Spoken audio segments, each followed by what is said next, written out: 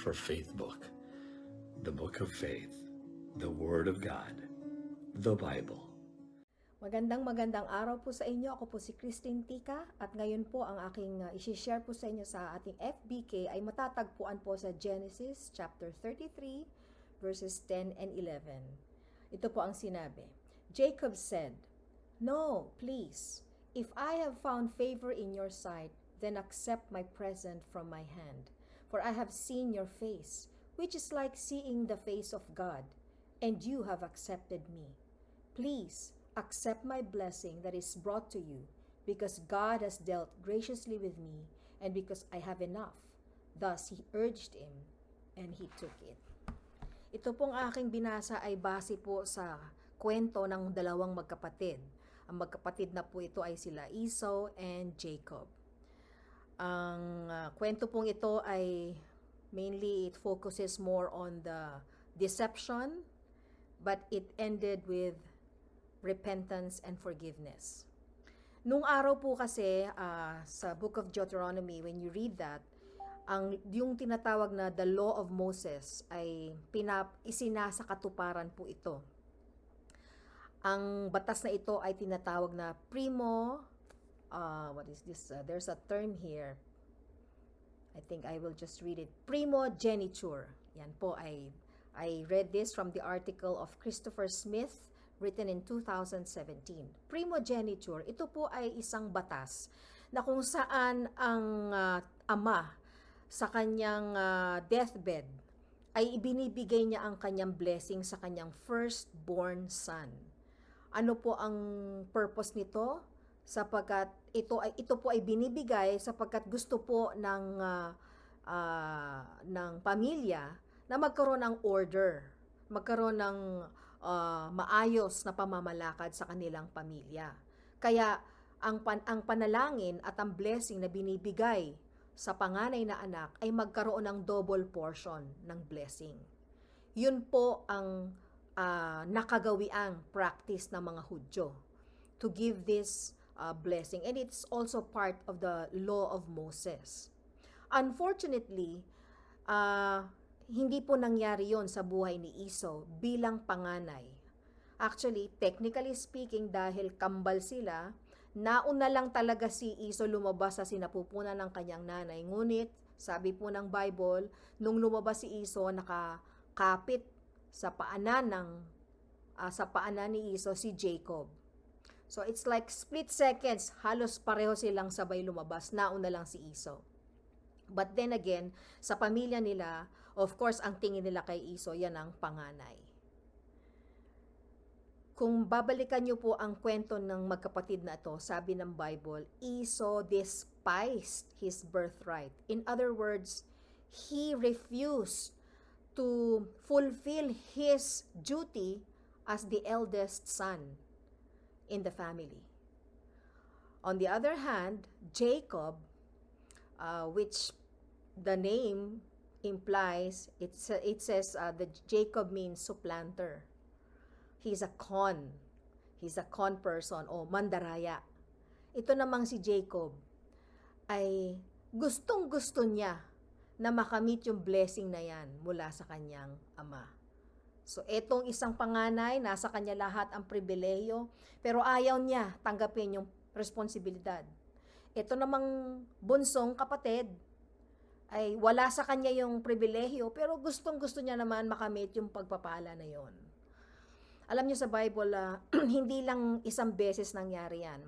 Paradoxically speaking, marami pong incidents sa Bible na ipinapakita dyan, wala namang favoritism ang ating Panginoon. Pero for some reason, maraming mga halimbawa na nabanggit sa Bible na ang mas bata ay parang nabigyan ng Panginoon ng pagkakataon na mag-lead. Okay, let me just give you an example. Si David, di ba? Sa pamilya ni David, siya ang bunso. Pero sino ang naging hari? Hindi ba siya? Sino ang tumalo kay Goliath? Si David. Si Esau and si Jacob, of course, sabi naman ng scripture, inano na yan, prophesy na. The older, sabi, will serve the younger. Marami pa, sino pa ba 'tong nandito? Babasahin ko 'tong isang example ko, na kung saan ay yung mas nakatatanda ay parang sila ang naglilingkod sa, oo, sa nakababata. Si Isaac and Ismael. Actually, si Ismael ang unang naipanganak. Si Isaac ang mas bata. Pero bakit si Isaac ang nandun sa kanya ang blessing, no? So maraming mga ganoong pangyayari sa Bible. But our God will always intend everything for good.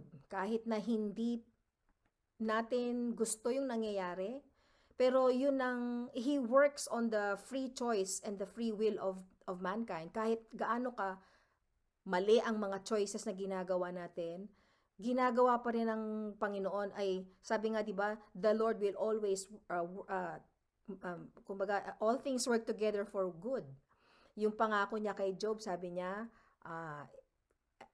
God meant it for good pa rin, 'di ba? Kahit na ganun nangyari kay Job, marami siyang suffering. So, what I'm saying is, in spite of the negative things that happened between Esau and Jacob, ginamit pa rin ng Diyos yan para sa ikabubuti. Ang maganda po doon sa binasa ko, kaya niya sinabi ni Jacob na, sabi niya sa kuya niya, Kuya, tanggapin mo tong mga regalo ko sa'yo. It's a form of restitution actually. Bakit? Kasi Jacob technically stole something that was rightfully his brother's possession. That is the birthright. So to show his repentance, to show his sincerity of reconciling with his brother, nagdala ng maraming regalo si Jacob para tanggapin ni Esau. Pero alam nyo, ang nakakatuwa dun sa kwentong ito, kung babalikan nyo po yung earlier portion ng chapter 33, si Esau mismo ang lumapit at tumakbo kay Jacob. Nakita niyang paparating si Jacob, tumakbo si Esau at hinalikan niya sa leeg ang kanyang kapatid. At sabi doon sa Bible, and they both wept. Actually, nung binasa ko to one time when I was reading this devotion, I was crying. Kasi sabi ko, grabe ang yung nagagawa ng forgiveness. Grabe ang nagagawa ng humility sa tao. At dahil doon sa humility and forgiveness na nakita ni Jacob sa kuya niya, sabi ni Jacob, it is like seeing the face of God. Imagine mo yon. Pagka nakita ng tao ang Christ-likeness mo, parang nakikita nila ang mukha ng Diyos sa buhay mo. Parang ganon. And the day before Jacob went back to his brother to ask forgiveness, Jacob wrestled with God, remember? Nagkaroon sila ng wrestling. Nakikipag-wrestle si Jacob sa Panginoon. So there, literally speaking, parang nakita niya mukha ng Diyos, tama? Nakipag-wrestle ka eh. Pero nung nakita niya ang kuya niya, at nakita niya yung pagpapatawad na binigay sa kanya ng kapatid niya sa kabila ng pandaraya niyang ginawa, sabi niya, it's like I am seeing the face of God in Esau's face. What a wonderful story. And I know when I read this story, I just remember the story of the prodigal son. Naalala niyo yung prodigal son nung siya ay manunumbalik na sa kanyang tatay sapagkat nilustay niya lahat ang kayamanan ng tatay niya, yung kanyang inheritance, naubos na. Pero alam niyo, doon sa Bible, sabi, malayo pa lang nakatingin ang tatay at tumakbo. The father ran to his son and embraced him. What a picture of forgiveness and reconciliation. Ano po ba ang tinatanim natin o nakabaon sa dibdib natin na para bang sinasabi natin, naku, kahit kailan hindi ko mapapatawad ang taong yan sa ginawa niyang kasalanan sa akin. Alam niyo po ang Panginoon, ganun sa atin. Hindi siya nakatingin doon sa ating mga ginawa nating kasalanan. Hindi. Pag nakita niya na ikaw ay nagpapakumbaba at lumalapit sa kanya, pinapatawad na ng Diyos. Wala na siya. Wala na yon. At alam nyo, yung picture of robe na doon sa prodigal son, as I continue sharing with you the story of the prodigal son, yung robe ng tatay dinamit doon sa kanyang anak, pati yung kanyang singsing sinilagay sa daliri ng kanyang anak. It is like a picture of God's righteousness imputed in us.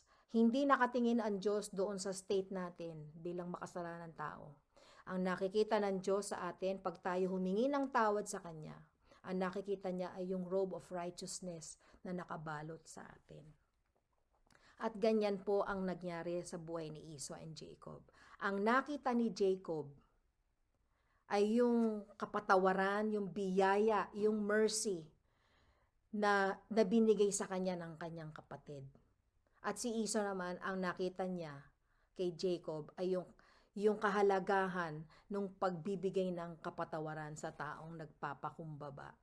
Alam niyo si Jacob, dahil nga sa ginawa niya sa kanyang kuya, he was put to exile for almost 20 years. Bakit? Nagtatago siya sa kapatid niya dahil si Esau nangako, papatayin ko ang kapatid ko dahil sa ginawa niya. Ganon kagalit si Esau. But over the years, for 20 years or more, siguro nagkahiwalay sila, the Lord intervened and the Lord worked in their hearts. Yung 20 years na yon na nagkalayo sila, gumawa ang Panginoon na kung saan ay silang parehong dalawa ay they find themselves, repenting of their sins. Si Esau, naalis sa kanya yung wrath, yung galit. Instead, ang tinanim ng Diyos sa puso ni Esau ay forgiveness. Si Jacob, sa tagal niyang pagkawala, ang tinanim ng Panginoon at nabuo sa puso naman ni Jacob ay ang pagpapakumbaba at paghingi ng tawad. Kaya ngayon pong araw na to, ang challenge ko po sa inyo, kapag meron po kayong naiisip na mga taong nakagawa ng kasalanan sa inyo, isipin niyo po itong nangyari kay Esau and Jacob. At lalo't higit, isipin niyo ang ginawa ng Diyos sa iyo at sa akin. Hindi ho tayo karapat-dapat, sa totoo lang po, tumanggap ng biyaya at habag ng Diyos. Pero dahil sa pag-ibig ng Panginoon sa atin, He is so willing to give us His only begotten Son, that whosoever believes in Him should not perish but have everlasting life. Ang repentance po, importante po yan sa puso ng tao. Dapat po natin yan ma-realize. At alam nyo, sabi naman ng Bible, if we ask forgiveness, He is faithful and just to forgive us from all our sins and to cleanse our hearts.